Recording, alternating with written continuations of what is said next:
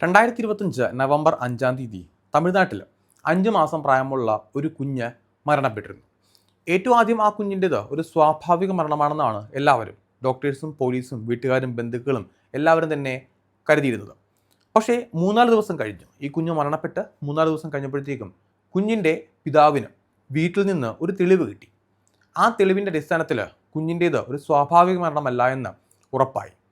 പക്ഷേ യഥാർത്ഥ പ്രതികളെ കണ്ടപ്പോഴത്തേക്കും അക്ഷരാർത്ഥത്തിൽ പോലീസും മാധ്യമങ്ങളും വീട്ടുകാരും ആ ഭർത്താവും ഞെട്ടിപ്പോയി. 5 മാസം പ്രായമുള്ള ആ കുഞ്ഞിനെ കൊലപ്പെടുത്തിയത് മറ്റാരുമായിരുന്നില്ല, ആ കുഞ്ഞിൻ്റെ അമ്മ തന്നെയാണ്. ഇനി എന്തിനാ കുഞ്ഞിൻ്റെ അമ്മ ഇത്രയും ക്രൂരമായ രീതിയിൽ ആ കുഞ്ഞിനെ കൊലപ്പെടുത്തിയെന്ന് ചോദിച്ചു കഴിഞ്ഞാൽ, ഈ സ്ത്രീക്ക്, ഈ അമ്മയായിട്ടുള്ള സ്ത്രീക്ക്, അമ്മയെന്ന് വിളിക്കാൻ പറ്റില്ല എങ്കിൽ തന്നെയും ആ സ്ത്രീക്ക് ഒരു കാമുകനുണ്ട്. ഇവരൊരു ലെസ്ബിയൻ എന്നോ ബൈസെക്ഷൽ എന്നോ എന്താണ് വിളിക്കണമെന്ന് എനിക്കറിയില്ല. അപ്പോൾ ഇവരുടെ ഒരു പാർട്ണറായിട്ടുള്ള ആ ലേഡി ഉണ്ടല്ലോ, ആ സ്ത്രീയുടെ കൂടെ ഈ സ്ത്രീക്ക് ഒരുമിച്ച് ജീവിക്കാനും അവരുടെ ലൈംഗിക ആവശ്യങ്ങൾക്ക് വേണ്ടിയിട്ടാണ് സ്വന്തം കുഞ്ഞിനെ കൊലപ്പെടുത്തിയത്. നമ്മൾ അധികം കേട്ടുകേൾവി പോലും ഇല്ലാത്ത ഒരു കാര്യമാണിത്. നമുക്ക് പെട്ടെന്ന് ദഹിക്കില്ല. സാധാരണ നമ്മൾ കേട്ടുള്ള എല്ലാ സ്റ്റോറീസും എന്ന് പറയുമ്പോഴത്തേക്കും നമ്മുടെ ചാനലിലൂടെ തന്നെ ഒരുപാട് സ്റ്റോറീസ് പറഞ്ഞിട്ടുണ്ട്. ഈ അമ്മമാർ കുഞ്ഞിനെ കൊലപ്പെടുത്തിയ സ്റ്റോറീസിനകത്ത് എപ്പോഴും ഒരു കാമുകിന് വേണ്ടിയിട്ട് കൊലപ്പെടുത്തിയെന്നായിരിക്കും നമ്മൾ കേട്ടിട്ടുള്ളത്. അതും വലിയ ക്രൂരത തന്നെയാണ്. ഇതും ക്രൂരതയാണ്. നമുക്കൊരിക്കലും ഇതിനെ വലുതേത് ചെറുതെന്ന് പറയാൻ പറ്റില്ല. ഈ ഒരു കേസിനെ കുറിച്ചാണ് നമ്മൾ ഇന്ന് സംസാരിക്കാൻ വേണ്ടി പോകുന്നത്. തമിഴ്നാട് കൃഷ്ണഗിരിയിൽ ചിന്നറ്റി എന്ന് പറയുന്ന ഒരു ചെറിയ ഗ്രാമപ്രദേശമുണ്ട്. അവിടെ താമസിക്കുന്ന വ്യക്തിയാണ് സുരേഷ്. സുരേഷിന് 38 വയസ്സായിരുന്നു പ്രായം. ഈ സുരേഷിൻ്റെ പ്രധാനപ്പെട്ട തൊഴിൽ എന്ന് പറയുന്നത് കൃഷിയാണ്. അദ്ദേഹത്തിന് സ്വന്തമായിട്ട് ഒരുപാട് ഭൂമി ഉണ്ടായിരുന്നു. ഈ തമിഴ്നാട്ടിലൊരു കൾച്ചർ നിങ്ങൾക്ക് അറിയാമല്ലോ, അവർക്കിപ്പോൾ സ്വന്തമായിട്ട് ഭൂമിയുണ്ട്, കൃഷിയാണ് തൊഴിലെങ്കിൽ അവർ ഒരുപാട് കൃഷി ഇങ്ങനെ മാറി മാറി ചെയ്യും. ഈ സുരേഷും അങ്ങനെ തന്നെയായിരുന്നു. അദ്ദേഹത്തിന് ഒരു കൃഷിയല്ല, പല കൃഷി ഇങ്ങനെ മാറി മാറി ചെയ്യുന്നുണ്ടായിരുന്നു. അദ്ദേഹത്തിൻ്റെ വീട്ടിൽ ഭാര്യയുണ്ട്, 3 മക്കളുണ്ട്. ഭാര്യയുടെ പേര് ഭാരതി എന്നാണ്. ഭാരതിക്ക് 26 വയസ്സായിരുന്നു പ്രായം. ഭർത്താവിനേക്കാൾ ഏതാണ്ട് 12 വയസ്സ് എളുപ്പമാണ്. 3 കുട്ടികൾ. അതിൽ മൂത്ത 2 കുട്ടികൾ പെൺകുട്ടികളാണ്. 5 വയസ്സ് 3 വയസ്സ് ഇതായിരുന്നു ആ കുഞ്ഞുങ്ങളുടെ പ്രായം. ഏറ്റവും ഇളയത് ഒരു ആൺകുട്ടിയാണ്. അവന് വെറും 5 വയസ്സ് മാത്രമായിരുന്നു പ്രായം. കൈക്കുഞ്ഞാണ്. ധ്രുവൻ എന്നാണ് ആ കുഞ്ഞിൻ്റെ പേര്. ഈ സുരേഷ് വലിയൊരു ഭക്തനായിരുന്നു. അയാളുടെ ഏറ്റവും വലിയ ആഗ്രഹവും പ്രാർത്ഥന എന്ന് പറയുന്നത് തനിക്കൊരു ആൺകുട്ടി വേണം എന്നാണ്. ആദ്യത്തെ 2 പെൺകുട്ടിയായിരുന്നു. അയാൾക്ക് സന്തോഷം മാത്രമേ ഉണ്ടായിരുന്നുള്ളൂ. പക്ഷേ 3ാമതൊരു കുഞ്ഞ് ജനിക്കുമ്പോഴത്തേക്കും അതൊരു ആൺകുട്ടിയാവണമെന്ന് അയാൾക്ക് വലിയൊരു ആഗ്രഹം ഉണ്ടായിരുന്നു. അങ്ങനെ ഭാര്യ ഗർഭിണിയാണ്, 3ാമത് ഗർഭിണിയാണെന്ന് അറിഞ്ഞ സമയം മുതൽക്ക് തന്നെ ഒരുപാട് വഴിപാടും നേർച്ചയും പ്രാർത്ഥനയൊക്കെ അയാൾക്ക് ഉണ്ടായിരുന്നു. അവരുടെ ആഗ്രഹം പോലെ തന്നെ അതൊരു ആൺകുട്ടിയായിട്ട് മാറുകയും ചെയ്തു. വലിയ കുഴപ്പമൊന്നുമില്ലാതെ അവരുടെ കുടുംബജീവിതം ഇങ്ങനെ മുന്നോട്ട് പോയിക്കൊണ്ടിരിക്കുകയാണ്. അങ്ങനെ ഇരിക്കെ 2025 നവംബർ 4-ാം തീയതി ഉച്ചയ്ക്ക് ഏതാണ്ട് 3 മണി സമയം ഈ സുരേഷ് അദ്ദേഹം എല്ലാ ദിവസവും കൃഷിഭൂമിയിലേക്ക് പോകും. വൈകുന്നേരം ആകുമ്പോഴത്തേക്കും തിരികെ വീട്ടിലേക്ക് വരികയും ചെയ്യും. അപ്പം മൂത്ത 2 കുഞ്ഞുങ്ങളുണ്ടല്ലോ, ഒരാൾ സ്കൂളിൽ പഠിക്കുകയാണ്, വേറൊരാൾ പ്ലേ സ്കൂളിലാണ്. അപ്പോൾ ഒരു 3 മണി 4 മണി ആകുമ്പോഴത്തേക്കും ഈ സുരേഷ് ആ കുഞ്ഞുങ്ങളുമായിട്ട് വീട്ടിലേക്ക് വരികയും ചെയ്യും. അപ്പോൾ ഈ ഒരു പകൽ സമയത്ത് ഭാരതി മാത്രമായിരിക്കും വീട്ടിൽ ഉണ്ടാകുക. ചിലപ്പോഴൊക്കെ ഭാരതിയുടെ വീട്ടുകാർ വരും, അല്ലെങ്കിൽ സുരേഷിൻ്റെ വീട്ടുകാർ വരും ഭാരതിയെ സഹായിക്കാനായിട്ട്, കാരണം കൈക്കുഞ്ഞാണല്ലോ. അങ്ങനെ 3 മണി സമയത്ത് അന്ന് ഭാരതി എന്തായാലും വീട്ടിൽ ഒറ്റയ്ക്കാണ് ഉണ്ടായിരുന്നത്. ഭാരതി അപ്പോൾ കുഞ്ഞിന് മുലപ്പാൽ കൊടുത്തുകൊണ്ടിരിക്കുകയാണ്. ഈ കുഞ്ഞുങ്ങൾക്ക് പാൽ കൊടുക്കുന്ന സമയത്ത് അവർ പെട്ടെന്ന് ഉറങ്ങിപ്പോകും, നമുക്കെല്ലാവർക്കും അറിയാവുന്ന കാര്യമാണ്. അങ്ങനെ ഭാരതി കുഞ്ഞുമായിട്ട് ബെഡ്റൂമിൽ പോയിട്ട് പാൽ കൊടുക്കുന്നു. ആ കുഞ്ഞിനെ പാൽ കൊടുത്ത് അവിടെ കിടത്തിയിട്ട് ഭാരതി വരികയാണ്. വളരെ പെട്ടെന്ന് അയൽവാസികളെല്ലാവരും കേൾക്കുന്നത് ഭാരതിയുടെ ഉച്ചത്തിലുള്ള നിലവിളിയാണ്. ഭാരതി ഇങ്ങനെ അയ്യോ എന്ന് വിളിച്ച് കുഞ്ഞിൻ്റെ പേരൊക്കെ വിളിച്ചുകൊണ്ട് കുഞ്ഞിൻ്റെ കാര്യമൊക്കെ പറഞ്ഞുകൊണ്ട് നിലവിളിക്കുകയാണ്. അപ്പോൾ അയൽവാസികൾ ഓടി ഇവരുടെ വീട്ടിലേക്ക് വരികയുണ്ടായി. ഈ ഭാരതി ആ കൈക്കുഞ്ഞിനെടുത്തുകൊണ്ട് പുറത്തേക്ക് ഓടി വരികയാണ്. എന്നിട്ട് പറഞ്ഞ ആ ഒരു വാർത്ത, അല്ലെങ്കിൽ പറഞ്ഞ കാര്യം എന്ന് വെച്ച് കഴിഞ്ഞാൽ തൻ്റെ കുഞ്ഞ് മരണപ്പെട്ടു എന്നാണ്. തൻ്റെ കുഞ്ഞിന് അനക്കമില്ല, വിളിച്ചിട്ട് എണീക്കുന്നില്ല എന്നാണ്. ഇത് കേട്ടപ്പോഴത്തേക്കും എല്ലാവരും പേടിച്ച് ഞെട്ടിപ്പോയി, സങ്കടപ്പെടുകയും ചെയ്തു. കാരണം 5 മാസം പ്രായമുള്ള ഒരു കുഞ്ഞല്ലേ, ആ കുഞ്ഞ് എണീക്കുന്നില്ല, മരണപ്പെട്ടു എന്ന് പറയുമ്പോഴത്തേക്കും ആർക്കും വിശ്വസിക്കാനായിട്ട് സാധിക്കത്തില്ല. വളരെ പെട്ടെന്ന് തന്നെ സുരേഷും കുഞ്ഞുങ്ങളുമായിട്ട് ആ വീട്ടിലേക്ക് വന്നു. സുരേഷ് ഇത് കണ്ടതും സുരേഷും പേടിച്ചു പോയി. വളരെ പെട്ടെന്ന് അയൽവാസികളും സുരേഷും ഭാരതിയും എല്ലാവരും ചേർന്നുകൊണ്ട് ആ കുഞ്ഞുമായിട്ട് ഹോസ്പിറ്റലിലേക്ക് പോവുകയാണ്. ആശുപത്രിയിലേക്ക് എത്തിച്ചു. ഇവർ ഒരുപാട് നോക്കിയപ്പോൾ പക്ഷേ ആ കുഞ്ഞ് അനങ്ങുന്നേയില്ല. ആശുപത്രിയിലെത്തി ഡോക്ടേഴ്സ് ഒന്ന് നോക്കിയാണ്. അപ്പോൾ ഡോക്ടേഴ്സ് പറയുകയാണ് കുഞ്ഞ് മരണപ്പെട്ടു, കുഞ്ഞ് മരിച്ചിട്ട് കുറച്ച് സമയം ആയിട്ടുണ്ട്, ഞങ്ങൾക്കൊന്നും തന്നെ ചെയ്യാൻ പറ്റില്ല. അവിടെ വെച്ച് ഭാരതി ഉച്ചത്തിൽ അലറി വിളിച്ച് നിലവിളിക്കുകയാണ്. ഭാരതി മാത്രമല്ല, ഭർത്താവായിട്ടുള്ള അല്ലെങ്കിൽ കുഞ്ഞിൻ്റെ അച്ഛനായിട്ടുള്ള സുരേഷും അവിടെ നിസ്സഹായനാണ്. അയാൾക്കൊന്നും തന്നെ ചെയ്യാൻ സാധിക്കത്തില്ല. ഈ ഡോക്ടേഴ്സ് വീട്ടുകാരോട് ചോദിക്കുകയാണ് എന്താണ് സംഭവിച്ചത്. അപ്പോൾ ഭാരതി പറഞ്ഞു, ഞാൻ കുഞ്ഞിന് പാല് കൊടുത്തുകൊണ്ടിരിക്കുകയായിരുന്നു, കുഞ്ഞ് സാധാരണ പാൽ കൊടുക്കുമ്പോഴത്തേക്കും ഉറങ്ങിപ്പോകാറുണ്ട്.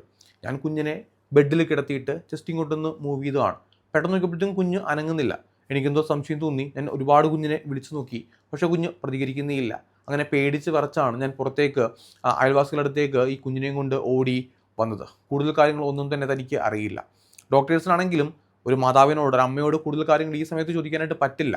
ഒരു കുഞ്ഞ് എങ്ങനെ മരിച്ചുവെന്ന് തീർച്ചയായിട്ടും അവർക്ക് അറിയുകയും വേണം.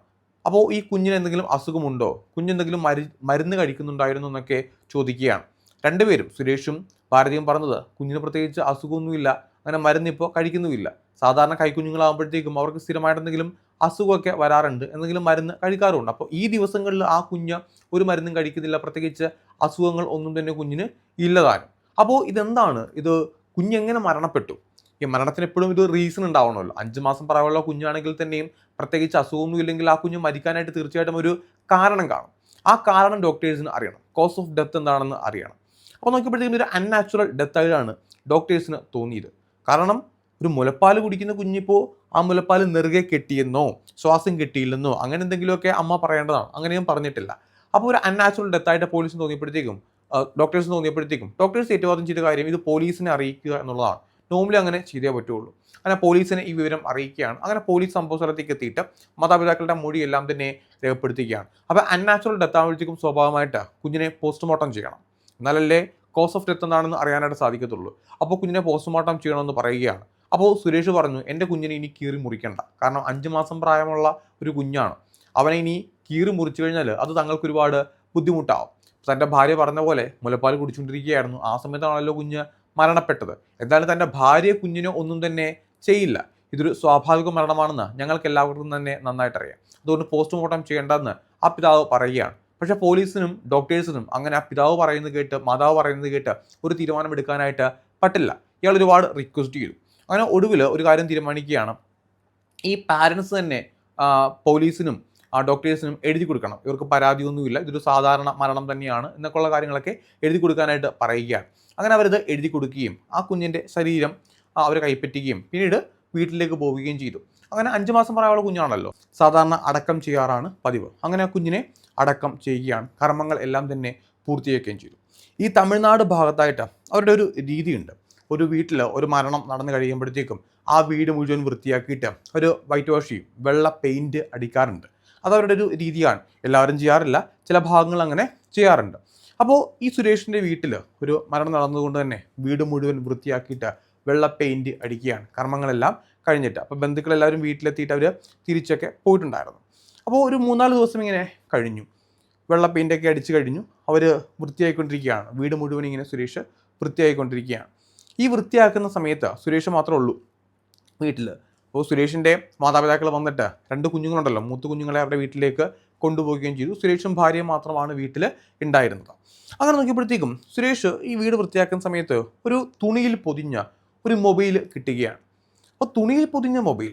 അപ്പോൾ അദ്ദേഹം ആദ്യം ഓർത്തത് ഏതെങ്കിലും ബന്ധുക്കളോ അയൽവാസികളോ വീട്ടിൽ ഒരു മൊബൈൽ വെച്ചിട്ട് മറന്നുപോയതായിരിക്കാം എന്നുള്ളതാണ്. അപ്പോൾ അദ്ദേഹം എടുത്ത് നോക്കിയപ്പോഴത്തേക്കും അദ്ദേഹത്തിൻ്റെ ഭാരതിയുടെ മൊബൈലാണ്. ഭാരതിക്ക് 2 മൊബൈൽ ഫോണുണ്ട്. അപ്പോൾ ഭാരതിയാണെങ്കിൽ ആ വീട്ടിൽ കാണാനില്ല. ഭാരതി വിളിച്ചു നോക്കി, ഭാരതി പ്രതികരിക്കുന്നൊന്നുമില്ല. അപ്പോൾ ഈ ഫോണാണെന്നുണ്ടെങ്കിൽ സ്വിച്ച് ഓഫ് ആണ്. അദ്ദേഹം അത് പ്ലഗ് ഇൻ ചെയ്യുകയാണ്. കാരണം തുണിയിൽ പൊതിഞ്ഞ് എന്തിനാണ് ഫോൺ വെക്കുന്നത്? ഭാരതി വിളിച്ചിട്ടാണെങ്കിൽ നോക്കിയിട്ടാണെങ്കിൽ കാണുന്നുമില്ല. ഭാരതിയുടെ ആദ്യത്തെ നമ്പറിലേക്ക് വിളിച്ചു നോക്കി, ആ ഫോണാണെന്നുണ്ടെങ്കിൽ സ്വിച്ച് ഓഫ്. അപ്പോൾ ഭാരതി എവിടെയും പോകും തന്നോട് പറഞ്ഞിട്ടുമില്ല. അയൽവാസികളുടെ അടുത്തേക്ക് ചോദിക്കുകയാണ്, ഭാരതി അവിടേക്ക് ഒന്നും തന്നെ എത്തിയിട്ടില്ല. അപ്പോൾ ഈ ഫോൺ എന്തായാലും സ്വിച്ച് ഓൺ ആക്കി നോക്കാനായിട്ട് അദ്ദേഹം തീരുമാനിക്കുകയാണ്. സ്വിച്ച് ഓൺ ആക്കി നോക്കി. ഇപ്പോൾ ലോക്കൊക്കെ അറിയാം. ഇപ്പോൾ ലോക്കൊക്കെ മാറ്റിയിട്ട് നോക്കിയാണ്.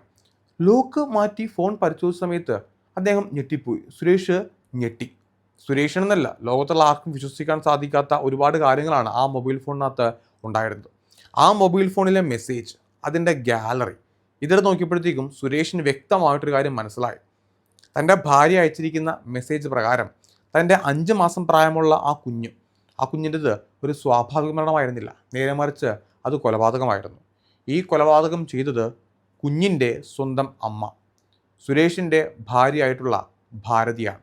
ഭാരതി വേറൊരാളോട് പറയുന്നുണ്ട്, ഞാൻ പറഞ്ഞതുപോലെ അല്ലെങ്കിൽ നമ്മൾ ആഗ്രഹിച്ചതുപോലെ ആ കുഞ്ഞിനെ ഇല്ലാണ്ടാക്കി എന്നുള്ളത്. ഇത് കേട്ടപ്പോഴത്തേക്കും സുരേഷ് തകർന്നുപോയി. സുരേഷിന് എന്ത് തൻ്റെ ഭാര്യ ഇങ്ങനെ ചെയ്തു എന്ന് പോലും മനസ്സിലായില്ല. വളരെ പെട്ടെന്ന് അയൽവാസികളുടെ അടുത്തൊക്കെ പോവുകയാണ്, ബന്ധുക്കളേക്ക് വിളിച്ച് വീട്ടിലേക്ക് വരുത്തുകയാണ്. അപ്പോൾ ഭാരതി ആണെങ്കിൽ ആ വീട്ടിൽ ഇല്ലതാൻ. ഭാരതി എവിടെയാണെന്ന് തീർച്ചയായിട്ടും അറിയുകയും വേണം. അപ്പോൾ കുറച്ച് ബന്ധുക്കളുടേതും അയൽവാസികളുടേതൊക്കെ ഈ കാര്യങ്ങൾ പറയുകയുണ്ടായി. അപ്പോൾ സുരേഷ് ആ ഫോണിൽ കണ്ട കാഴ്ച എന്ന് വെച്ച് കഴിഞ്ഞാൽ, ഒന്ന് ഒരാൾക്ക് അയച്ച മെസ്സേജാണ്.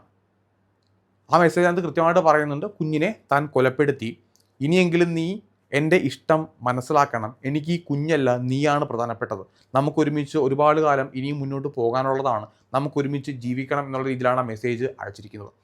ഇനി ഈ വ്യക്തി ആരാണ്? ഗാലറിയിൽ ആ വ്യക്തിയുമായിട്ടുള്ള ഫോട്ടോസ് ഉണ്ട്, വീഡിയോസ് ഉണ്ട്, ഇവരൊരുമിച്ച് കെട്ടിപ്പിടിക്കുന്നതും ചുംബിക്കുന്നതും കിടപ്പറ രംഗങ്ങളായിട്ടുള്ള ഒരുപാട് വീഡിയോസ് ഉണ്ട്. പക്ഷേ ഈ വീഡിയോസിനകത്ത് നമ്മളെല്ലാവരെയും അതിശയിപ്പിക്കുന്ന, നമുക്ക് വിശ്വസിക്കാൻ സാധിക്കാത്ത മറ്റൊരു കാര്യം കൂടി ഉണ്ടായിരുന്നു. അതൊരിക്കലും ഒരു പുരുഷനല്ല, ഭാരതിയുടെ കാമുകനല്ലത്, നേരെ മറിച്ച് ഭാരതിയുടെ ഒരു കാമുകിയാണ്. ഒരു പെണ്ണുമായിട്ടുള്ള കെട്ടിപ്പിടിക്കുന്ന ഉമ്മ വെക്കുന്ന ദൃശ്യങ്ങളും അല്ലെങ്കിൽ വീഡിയോസും ഒക്കെയാണ് അതിനകത്ത് കൂടുതലായിട്ട് ഉണ്ടായിരുന്നത്. അപ്പോൾ ഏകദേശം നിങ്ങൾക്ക് കാര്യങ്ങൾ എന്തൊക്കെയാണെന്നുള്ളത് മനസ്സിലാക്കാൻ സാധിക്കുമല്ലോ. അപ്പോൾ ഭാരതി എവിടെയാണെന്ന് അറിയണം, എങ്കിൽ മാത്രമല്ലേ കൂടുതൽ ഡീറ്റെയിൽസ് കിട്ടുകയുള്ളൂ. അപ്പോൾ ആരൊക്കെയോ പലയിടത്ത് സുരേഷ് ഈ കാര്യം പറയുന്നുണ്ട്, അതിൽ ആരൊക്കെയോ ചേർന്നുകൊണ്ട് ഭാരതിയുടെ ഈ കാര്യം വിളിച്ചറിയിച്ചു. കാരണം ഭാരതി വിളിച്ചറിയിച്ചപ്പോഴത്തേക്കും ഭാരതി അന്ന് വൈകിട്ട് തന്നെ, അന്ന് രാത്രി തന്നെ വീട്ടിലേക്ക് വരികയും ചെയ്തു. കാരണം അറിയിച്ച ആൾക്കാർ പറഞ്ഞിട്ടുണ്ടായിരുന്നു, ഇതേപോലെ സുരേഷ് ഈ കാര്യങ്ങളെല്ലാം തന്നെ അറിഞ്ഞിട്ടുണ്ട്, ഫോട്ടോസും വീഡിയോസും എല്ലാം തന്നെ കിട്ടിയിട്ടുണ്ട്, അതുകൊണ്ട് എത്രയും പെട്ടെന്ന് നീ വീട്ടിലേക്ക് വരണം, അല്ലെങ്കിൽ പോലീസിന് വിവരം അറിയിച്ചു കഴിഞ്ഞാൽ നിന്നെ അറസ്റ്റ് ചെയ്യും എന്ന് പറഞ്ഞിട്ടുണ്ട്. ഭാരതി ഒറ്റക്കല്ല ഇറങ്ങിപ്പോയത്, ഭാരതിയുടെ കൂട്ടത്തിൽ ഭാരതിയുടെ ആ കാമുകിയും ഉണ്ടായിരുന്നു. ആ കാമുകിയുടെ ഫോണിലേക്കാണ് ഏതൊരു അയൽവാസിയോ ബന്ധുവോ വിളിച്ചിട്ട് ഈ കാര്യങ്ങൾ അറിയിക്കുന്നത്. അങ്ങനെ ഭാരതി അന്ന് രാത്രി ആയപ്പോഴത്തേക്കും തിരികെ വീട്ടിലേക്ക് വരികയാണ്. അപ്പോൾ ഈ ഭാരതി തിരികെ വീട്ടിലേക്ക് വന്ന സമയത്ത് അതിന് മുന്നേ തന്നെ ഭാരതിയെ കോൺടാക്ട് ചെയ്തു. ഭാരതിയുടെ മൊബൈൽ ഫോൺ സ്വിച്ച് ഓൺ ആക്കിയിട്ട് ഭാരതി ഭർത്താവായിട്ടുള്ള സുരേഷിനെ വിളിക്കുകയും ചെയ്തു. അപ്പോൾ സുരേഷ് ഭാരതിയോട് ചോദിക്കുന്നുണ്ട്, നീ എന്തിനിത് ചെയ്തു എന്നുള്ളത്. അപ്പോൾ ഭാരതി പറഞ്ഞത്, തനിക്കൊരു അബദ്ധം പറ്റിപ്പോയി, തന്നോട് ക്ഷമിക്കണം, നേരിട്ട് കണ്ടിട്ട് എല്ലാ ഡീറ്റെയിൽസും പറയാം എന്നൊക്കെയാണ്. അങ്ങനെ നേരിട്ട് കാണുകയാണ്. നേരിട്ട് കാണുന്ന സമയത്ത് സുരേഷ് ചോദിക്കുന്നുണ്ട്, നീ എന്തിനിത് ചെയ്തു, നിന്റെ കൂടെയുള്ളത് ആരാണ്, എന്താണ് ഈ കാണിക്കുന്നതെന്നൊക്കെ. അപ്പോൾ പറയുന്നത്, തൻ്റെ കുഞ്ഞിനെ താൻ കൊലപ്പെടുത്തി, തനിക്കൊരു കയ്യബദ്ധം പറ്റിപ്പോയതാണ്, ആ ഒരു നിമിഷത്തിൽ തനിക്ക് അങ്ങനെ ചെയ്യാൻ വേണ്ടി തോന്നി, ദയവ് ചെയ്ത് പോലീസിനെ അറിയിക്കരുത് എന്നൊക്കെയാണ്. ഒരിക്കലും ഒരു ഭർത്താവിന് അല്ലെങ്കിൽ ഒരു പിതാവിന് അത് സഹിക്കാനൊന്നും സാധിക്കില്ല. സുരേഷ് പറഞ്ഞു, ഞാൻ തീർച്ചയായിട്ടും പോലീസിനെ അറിയിക്കും, പക്ഷേ എനിക്കറിയണം നീ എന്തിന് എൻ്റെ കുഞ്ഞിനെ കൊലപ്പെടുത്തി, ഇത്രയും ക്രൂരമായിട്ട് എന്തിനാ കുഞ്ഞിനോട് നീ പെരുമാറിയെന്ന് എനിക്ക് അറിയണമെന്ന് പറയുകയാണ്. ഭാരതി പറഞ്ഞു, തനിക്കൊരു ഇഷ്ടമുണ്ട്, ആ ഇഷ്ടത്തെക്കുറിച്ച് ഏകദേശമൊക്കെ സുരേഷിന് അറിയാം, നേരത്തെ സംസാരിച്ചിട്ടുണ്ട്, തനിക്കൊരു കാമുകിയുണ്ട്, ആ കാമുകിക്ക് വേണ്ടിയിട്ടാണ് ഞാൻ ഈ കുഞ്ഞിനെ ഇല്ലാണ്ടാക്കിയത്, ഞങ്ങൾക്ക് ഒരുമിച്ച് ജീവിക്കാനായിട്ട്. ആ കാമുകിയുടെ പേര് സുമിത്ര എന്നാണ്. ഈ സുമിത്രയ്ക്ക് 22 വയസ്സാണ് പ്രായം. ഞങ്ങളെ രണ്ടുപേരെയും വെറുതെ വിടണം, ഞങ്ങൾ രണ്ടുപേരും ചേർന്ന് ദൂരേക്ക് പോകാനായിട്ടാണ് തീരുമാനിച്ചത്, അതിനിടയിലാണ് ഈ പ്രശ്നങ്ങളെല്ലാം തന്നെ ഉണ്ടായത് എന്ന് പറയുകയാണ്. സുരേഷ് എന്ത് ചെയ്തു? സുരേഷിൻ്റെ വീട്ടുകാരെ ഭാരതിയെ ഏൽപ്പിക്കുകയാണ്. വീട്ടിലുണ്ട്, അപ്പോൾ ഇവിടെ എവിടെയും വിടരുത്, നോക്കിക്കോണമെന്ന് പറഞ്ഞിട്ട് സുരേഷ് ഭാരതിയെ ഏൽപ്പിച്ചിട്ട് നേരെ സ്റ്റേഷനിലേക്ക് പോവുകയാണ്. സ്റ്റേഷനിലേക്ക് പോയിട്ട് പോലീസിനോട് ഈ കാര്യങ്ങളെല്ലാം തന്നെ പറയുകയും ആ മൊബൈലിൽ കണ്ട ഡീറ്റെയിൽസ് എല്ലാം തന്നെ വാട്സപ്പിലെ മെസ്സേജും ഗാലറിയിലെ വീഡിയോസും ഫോട്ടോസും എല്ലാം തന്നെ കാണിച്ചു കൊടുക്കുകയാണ്. തൻ്റെ കുഞ്ഞിനെ കൊലപ്പെടുത്തിയത് സ്വന്തം അമ്മയായിട്ടുള്ള ഭാരതിയാണെന്ന് പോലീസിനോട് പറയുകയും ചെയ്തു. ഇനി സുരേഷിന് അറിയാവുന്നൊരു സ്റ്റോറി സുരേഷ് പോലീസിനോട് പറയുകയുണ്ടായി. ഏതാണ്ട് 2 വർഷം മുന്നേ ഈ ഭാരതിക്ക് 2 കുട്ടികളൊക്കെ ഉണ്ടായതിന് ശേഷം ആ നാട്ടിൽ ഭാരതിയെപ്പറ്റി ഒരു കഥയുണ്ടായിരുന്നു. അതായത് ഭാരതിക്ക് ആ നാട്ടിലുള്ള അല്ലെങ്കിൽ ഇവരുടെ വീടിന് അടുത്തുള്ള മറ്റൊരു പെൺകുട്ടിയായിട്ട്, സുമിത്ര എന്ന് പറയുന്നൊരു പെൺകുട്ടിയുമായിട്ട് ഒരു അടുപ്പമുണ്ട്. ഭാരതി എപ്പോഴും സമയം കിട്ടുമ്പോഴൊക്കെ ഈ സുമിത്രയുടെ വീട്ടിലേക്ക് പോകും. നേരത്തെ ഞാൻ പറഞ്ഞ പോലെ അവരുടെ അടുത്താണ് വീടെന്ന് പറയുന്നത്. ഈ സുമിത്രയുടെ വീട്ടിലേക്ക് പോകുക മാത്രമാണ് ഏറ്റവും ആദ്യം ചെയ്തുകൊണ്ടിരുന്നത്. അപ്പോൾ ഇവർ തമ്മിൽ എന്തൊക്കെയൊരു ബന്ധമുണ്ടെന്നാണ് എല്ലാവരും പറയുന്നത്. പക്ഷേ പതിയെ ഈ ഒരു ടോക്ക് സുരേഷിൻ്റെ അടുത്തേക്ക് വരികയാണ്.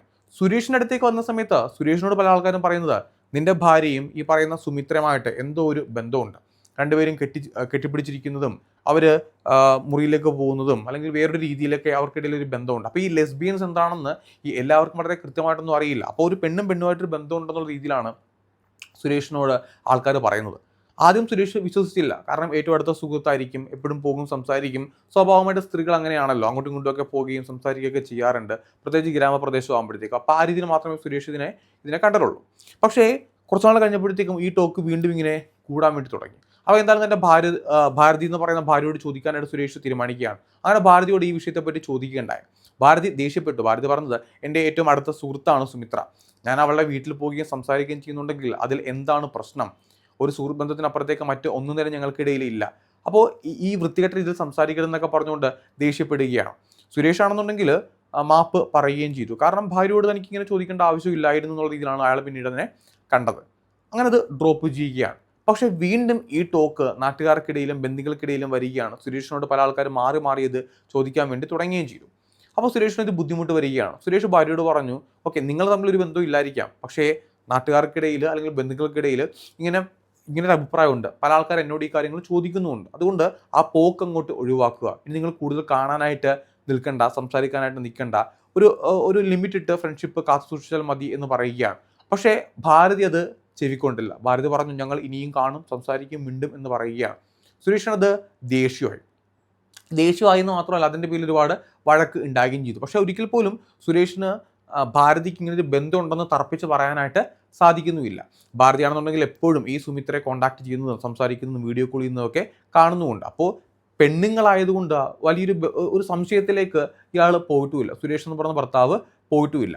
ഈ ഭാരതി മൂന്നാമത് ഗർഭിണിയായ സമയത്ത്, ഈ തമിഴ്നാട്ടിലൊക്കെ ഈ ഗർഭിണിയാകുന്ന സമയത്ത്, നമ്മുടെ നാട്ടിൽ അങ്ങനെയുണ്ട്, ഭാര്യയുടെ വീട്ടിലേക്ക് അവരുടെ മാതാപിതാക്കളുടെ അടുത്തേക്ക് ഭാര്യ പോകുന്ന ഒരു രീതിയുണ്ട്. അങ്ങനെ ഈ പ്രസവത്തിന് സമയമായപ്പോഴത്തേക്കും ഭാര്യയുടെ സ്വന്തം വീട്ടിലേക്ക്, ഭാരതിയുടെ സ്വന്തം വീട്ടിലേക്ക് പോയ സമയത്ത് ഈ സുമിത്രയായിട്ടുള്ള കോൺടാക്റ്റൊക്കെ കുറഞ്ഞതായിട്ട് സുരേഷിന് തോന്നിയിട്ടുണ്ടായിരുന്നു. എങ്കിൽ തന്നെയും സുരേഷിന് പല സംശയങ്ങളുണ്ടായിരുന്നു. ഈ കോൺടാക്റ്റ് കുറക്കാൻ പറഞ്ഞിട്ട് കുറച്ചിട്ടുമില്ല, എപ്പോഴും വിളിക്കുകയും സംസാരിക്കുകയൊക്കെ ചെയ്യുന്നുണ്ടായിരുന്നു. നാട്ടുകാരാണെങ്കിലും ഇതിനെപ്പറ്റി ഇങ്ങനെ പറയുന്നുണ്ടായിരുന്നു. ഇത്രയും കാര്യങ്ങൾ മാത്രമാണ് സുരേഷിന് അറിയാവുന്നത്. അപ്പോൾ സുരേഷ് ഇത് പോലീസിനോട് പറയുകയും ചെയ്തു. അപ്പോൾ സുമിത്രയ്ക്ക് ഈ കേസിലുള്ള പങ്ക് എന്താണെന്ന് വളരെ വ്യക്തമായിട്ട് ഇപ്പോഴാണ് സുരേഷിന് മനസ്സിലാകുന്നത്. കാരണം ആ വീഡിയോസും ഫോട്ടോസും എല്ലാം തന്നെ കണ്ട സമയത്ത്. മാത്രമല്ല ഭാരതി സുമിത്രയുടെ കൂടെയാണ് നാട് വിട്ടു പോകാൻ തീരുമാനിച്ചതെന്നുള്ള കാര്യം കൂടെ പോലീസിനോട് സുരേഷ് പറയുകയുണ്ടായി. അപ്പോൾ പോലീസ് ഏറ്റുവാദ്യം ചെയ്യാൻ വേണ്ടി ഉദ്ദേശിച്ച കാര്യം എന്ന് വെച്ച് കഴിഞ്ഞാൽ ഈ കുഞ്ഞിൻ്റെ മരണകാരണം അറിയണം. അപ്പോൾ കുഞ്ഞിന് എന്ത് ചെയ്യണം? വീണ്ടും പോസ്റ്റ്മോർട്ടം ചെയ്യണം. അപ്പോൾ കുഞ്ഞിൻ്റെ ശരീരം ആ വീട്ടുവളപ്പിൽ തന്നെയാണ് അവർ മറവ് ചെയ്തിരിക്കുന്നത്. അപ്പോൾ ആ കുഞ്ഞിൻ്റെ ശരീരം വീണ്ടും എടുക്കുകയും പോസ്റ്റ്മോർട്ടം ചെയ്യുകയും ചെയ്തു. പോസ്റ്റ്മോർട്ടം റിപ്പോർട്ട് അനുസരിച്ച് ഇതൊരു സ്വാഭാവിക മരണമല്ല, നേരെമറിച്ച് ആ കുഞ്ഞിനെ ശ്വാസം മുട്ടിച്ച് കൊലപ്പെടുത്തിയതാണെന്ന് പോലീസിന് വളരെ വ്യക്തമായിട്ട് മനസ്സിലാക്കാൻ സാധിക്കുകയും ചെയ്തു. മാത്രമല്ല എല്ലാ എവിഡൻസ്, ഭാര്യയുടെ ആ ചാറ്റും അതേപോലെ തന്നെ ഗാലറിയിലെ ഫോട്ടോസും എല്ലാം തന്നെ പ്രധാനപ്പെട്ട എവിഡൻസ് ആണ്. അപ്പോൾ പോലീസിനും ഇത് വിശ്വസിക്കുന്ന ഒരുപാട് ബുദ്ധിമുട്ടുണ്ടായിരുന്നു. കാരണം ഈ ഭാരതി, ആ ലേഡി ഓൾറെഡി ഒരു ലെസ്ബിയൻ ആണോ ബൈസെക്ഷൽ ആണോ എന്ന് പോലും പോലീസിന് മനസ്സിലാക്കാൻ പറ്റുന്നില്ല. കാരണം സുരേഷ് എന്ന് പറയുന്ന വ്യക്തിയുമായിട്ട് 3 മക്കളുണ്ട്. അയാൾ പറയുന്നതനുസരിച്ച് അയാളോട് ഒരു സെക്ഷലി വലിയ ബുദ്ധിമുട്ടുകളൊന്നും അവർ കാണിക്കാറില്ല. പിന്നെ എന്തിന് ഈ ലേഡി എന്ത് ചെയ്യുന്നു? സുമിത്ര എന്ന് പറയുന്ന വേറൊരു ലേഡിയായിട്ട് കൂടെ ബന്ധം വെക്കുന്നു. അപ്പോൾ ഒരു ലെസ്ബിയൻ ക്യാരക്ടർ ആയിരിക്കില്ല, ഒരു ബൈസെക്ഷൽ ആയിരിക്കാം എന്നാണ് പോലീസും ചിന്തിച്ചത്. പക്ഷേ എന്തിനീ കുഞ്ഞിനെ കൊലപ്പെടുത്തണം? ഓക്കെ, അപ്പോൾ അവർക്ക് ഇഷ്ടമുള്ള സെക്ഷുവാലിറ്റിയിലൊക്കെ അവർക്ക് പോവാം. പക്ഷേ സ്വന്തം കുഞ്ഞിനെ കൊലപ്പെടുത്താനായിട്ടൊരു റീസൺ കൂടെ വേണമല്ലോ. സുമിത്രയ്ക്ക് ഈ കേസിൽ എന്താണ് പങ്ക്? ഇതുകൂടെ അറിയേണ്ടതായിട്ടുണ്ട്. ഈ അതിശയപ്പെടുന്ന മറ്റൊരു കാര്യം കൊണ്ടുണ്ടായിരുന്നു. ഈ നവംബർ 4-ാം തീയതി കുഞ്ഞിനെ കൊലപ്പെടുത്തിയിട്ട് ഈ 3 മണിക്ക് കൊലപ്പെടുത്തിയതിന് ശേഷം ഈ ഭാരതി സുമിത്രയ്ക്ക് കുഞ്ഞു മരിച്ചു എന്ന് പറഞ്ഞുകൊണ്ടൊരു ഫോട്ടോ അയച്ചു കൊടുക്കുകയും മെസ്സേജ് അയക്കുകയും ചെയ്തിട്ടുണ്ട്. അതൊരിക്കലും ഒരു അമ്മ ചെയ്യുന്നൊരു കാര്യമല്ല. അപ്പോൾ സുമിത്രയ്ക്ക് ഓൾറെഡി കുഞ്ഞിനെ കൊലപ്പെടുത്തുമെന്നും ഈ കുഞ്ഞിൻ്റെ മരണത്തിൽ പങ്കുണ്ടെന്നും പോലീസിന് ഉറപ്പായി. അങ്ങനെ ഭാരതിനെയും സുമിത്രനെയും പോലീസ് കസ്റ്റഡിയിലെടുക്കുകയാണ്. രണ്ടുപേരും വിശദമായിട്ട് ചോദ്യം ചെയ്യുകയും ചെയ്തു. ആ ചോദ്യം ചെയ്യലിൽ ഏവരെ ഞെട്ടിപ്പിക്കുന്ന ഒരുപാട് സത്യങ്ങൾ പോലീസിന് മനസ്സിലാക്കാനായിട്ട് സാധിച്ചു. ഇവരുടെ ബന്ധം തുടങ്ങിയിട്ട് 2 വർഷമൊന്നുമല്ല, 6 വർഷം മുന്നേ ഈ ഭാരതിയെ വിവാഹം കഴിച്ചുകൊണ്ട് ആ നാട്ടിലേക്ക് എത്തിയ സമയത്ത് ഈ സുമിത്ര എന്ന് പറയുന്ന ആ പെൺകുട്ടിയോട് ഉണ്ടായിരുന്നു. അവർക്ക് ആ സമയത്ത് ഏതാണ്ട് 16 വയസ്സായിരുന്നു പ്രായം. ഈ ഭാരതി വിവാഹത്തിന് മുന്നേ തന്നെ അവർക്കൊരു ലെസ്ബിയൻ മെൻറ്റാലിറ്റിയാണ് ഉണ്ടായിരുന്നത്. പക്ഷെ അവർ ആരോടും തന്നെ പറഞ്ഞില്ല. വീട്ടുകാരോടോ അല്ലെങ്കിൽ കല്യാണം കഴിക്കാൻ വേണ്ടി പോകുന്ന സുരേഷിനോടോ ഒന്നും തന്നെ പറഞ്ഞില്ല. വീട്ടുകാരുടെ നിർബന്ധത്തെ തുടർന്ന് ആ വിവാഹത്തിന് സമ്മതിക്കുകയായിരുന്നു. പുറത്ത് പറഞ്ഞിട്ടില്ല, അവരുടെ സെക്ഷുവാലിറ്റി പറഞ്ഞില്ല. അങ്ങനെ വിവാഹം കഴിഞ്ഞ് വീട്ടിലേക്ക് എത്തി. ആ നാട്ടിൽ പല ആൾക്കാരുമായിട്ട് സംസാരിക്കാൻ വേണ്ടി തുടങ്ങിയ സമയത്താണ് സുമിത്രയുമായിട്ട് പരിചയപ്പെടുന്നത്. അങ്ങനെ സുമിത്രയ്ക്കും ഈ ഒരു ക്യാരക്ടർ ഉണ്ട്, അല്ലെങ്കിൽ സുമിത്രയുടെ മനസ്സിൽ ലെസ്ബിയൻ മെൻറ്റാലിറ്റി ഉണ്ടെന്ന് അവർക്ക് മനസ്സിലാക്കുകയാണ്. അങ്ങനെ പരസ്പരം രണ്ടുപേരും നല്ല സുഹൃത്തുക്കളായി പതിയെ ഫോൺ നമ്പറൊക്കെ കൊടുത്ത് അങ്ങോട്ടും ഇങ്ങോട്ടും വിളിക്കാനും സംസാരിക്കാനൊക്കെ തുടങ്ങുകയും രണ്ടുപേർക്കും ഇടയിൽ ഒരു ബന്ധം സ്റ്റാർട്ട് ചെയ്യുകയാണ്. അവരൊരു ലെസ്ബിയൻസ് ആയിട്ട് മാറുകയാണ്. അപ്പോൾ ആദ്യഘട്ടത്തിൽ ആർക്കും തന്നെ സംശയങ്ങളില്ല. കാരണം ഭാരതി എപ്പോഴും ഈ സുമിത്രയുടെ വീട്ടിലേക്ക് പോകും, സുമിത്രയുടെ ഭാരതിയുടെ വീട്ടിൽ വരും. അവർ രണ്ടുപേരും പെണ്ണുങ്ങളായതുകൊണ്ട് തന്നെ ആർക്കും സംശയിക്കേണ്ട കാര്യങ്ങളൊന്നുമില്ല.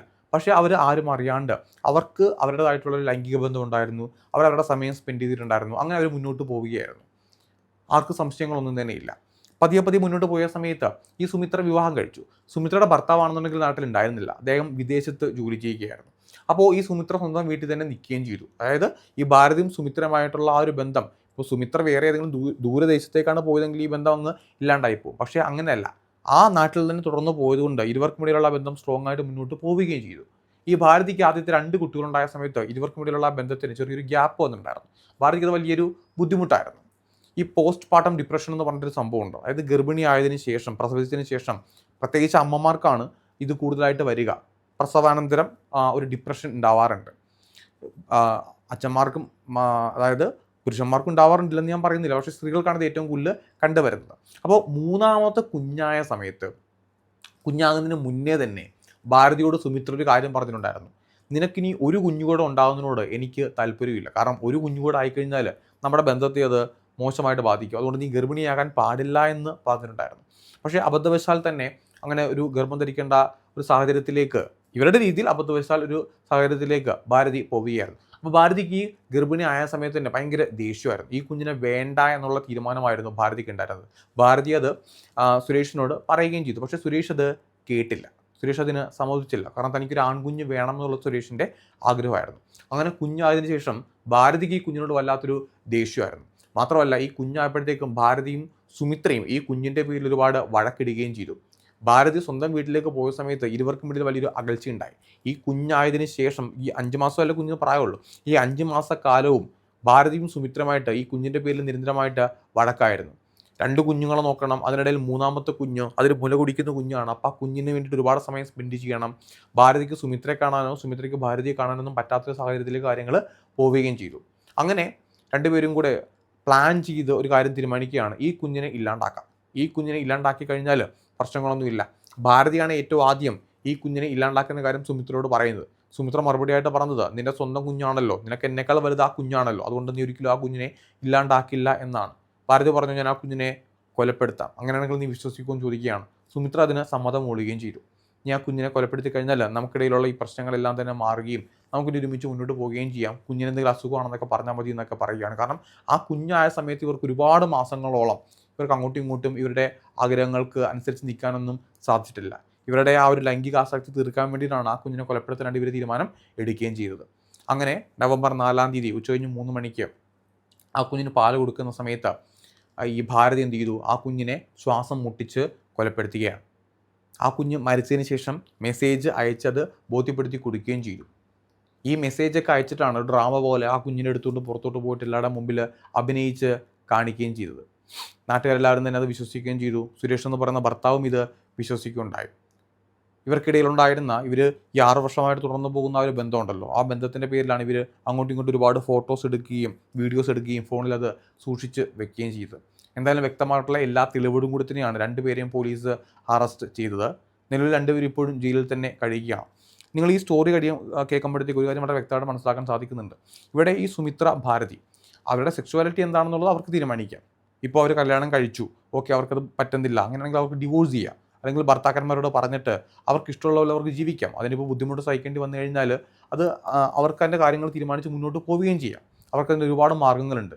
ഇപ്പോൾ ഒന്നും പോട്ടെ, ഒന്നുമില്ല, ഇപ്പോൾ ഈ സുമിത്രയും ഭാരതിയും സ്വന്തം ഭർത്താക്കന്മാരെയും കുടുംബത്തെ ഉപേക്ഷിച്ച് കുഞ്ഞുങ്ങളെയൊക്കെ ഉപേക്ഷിച്ച് അവരെവിടെയെങ്കിലും ഇറങ്ങി പോയെന്ന് പറഞ്ഞാൽ തന്നെയും കുഴപ്പമില്ല, അവരുടെ ഇഷ്ടത്തിനനുസരിച്ച് പൊക്കോട്ടെ, ആരുടെയും ജീവൻ എന്ന് പറഞ്ഞാൽ നഷ്ടപ്പെടുന്നില്ല. പക്ഷെ ഇവിടെ അങ്ങനെയല്ല. 5 മാസം മാത്രം പ്രായമുള്ള ഒരു കുഞ്ഞിനെ ഈ 2 പേര് ചേർന്നുകൊണ്ട് അവരുടെ ആ ഒരു ലൈംഗികതയ്ക്ക് വേണ്ടിയിട്ട് 2 സ്ത്രീകൾ ചേർന്നുകൊണ്ടൊരു കുഞ്ഞിനെ കൊലപ്പെടുത്തുക, പ്ലാൻ ചെയ്ത് കൊലപ്പെടുത്തുക എന്ന് പറയുമ്പോഴത്തേക്കും ഇവർ 2 പേരെയും സ്ത്രീകളായിട്ടോ അമ്മയായിട്ടോ പോലും കൂട്ടാനായിട്ട് പറ്റില്ല. ഏറ്റവും വലിയ ശിക്ഷ തന്നെ ഇവർക്ക് കിട്ടേണ്ടതാണ്. ഇവിടെ ഭാരതി കാണിച്ച പ്രവൃത്തി കൊണ്ട്, ഭാരതിയുടെ ക്രൂരത കൊണ്ട് ഭാരതിയുടെ ഭർത്താവിൻ്റെയും 2 കുഞ്ഞുങ്ങളുടെയും ജീവിതം ഇല്ലാണ്ടായി. ജീവിതം ഇല്ലാണ്ടാകുക മാത്രമല്ല, ഒരുപക്ഷെ സുരേഷിന് കുറേ നാൾ കഴിയുമ്പോഴത്തേക്കും ഇതിൻ്റെ പേരിൽ ഒരുപാട് അവഹേളനങ്ങളും കളിയാക്കലുകളും കേൾക്കേണ്ടി വരിക പോലും ചെയ്യും. അതൊക്കെ എത്തിച്ചത് ഈ ഭാരതി എന്ന് പറയുന്ന വളരെ നീചയായിട്ടുള്ള സ്ത്രീ കാരണം തന്നെയാണ്. അതുകൊണ്ട് അവർക്ക് ഏറ്റവും വലിയ ശിക്ഷ കിട്ടേണ്ടത് ഈ സമൂഹത്തിന് തന്നെ ആവശ്യമാണ്. കാരണം ഒരിക്കലും ഇവരെപ്പോലുള്ള ആൾക്കാരെ പ്രോത്സാഹിപ്പിക്കാനോ അവരുടെ തെറ്റുകൾ ക്ഷമിച്ചു കൊടുക്കാനോ പാടില്ല. അവർക്ക് ഏറ്റവും വലിയ ശിക്ഷ കൊടുക്കുക തന്നെ വേണം. എന്തായാലും 2 പേർക്കും, ഭാരതിക്കും അതേപോലെ തന്നെ സുമിത്രയ്ക്കും ഏറ്റവും വലിയ ശിക്ഷ തന്നെ കിട്ടട്ടെ എന്ന് ഞാനും അതിയായിട്ട് ആഗ്രഹിക്കുകയാണ്. നിങ്ങളുടെ അഭിപ്രായങ്ങൾ കൂടെ കമൻറ്റ് ബോക്സിലേക്ക് ഒന്ന് കമൻറ്റ് ചെയ്തേക്കാം. മറ്റൊരു വീഡിയോ ആയിട്ട് വീണ്ടും കാണാം. This is me Jojo. See U.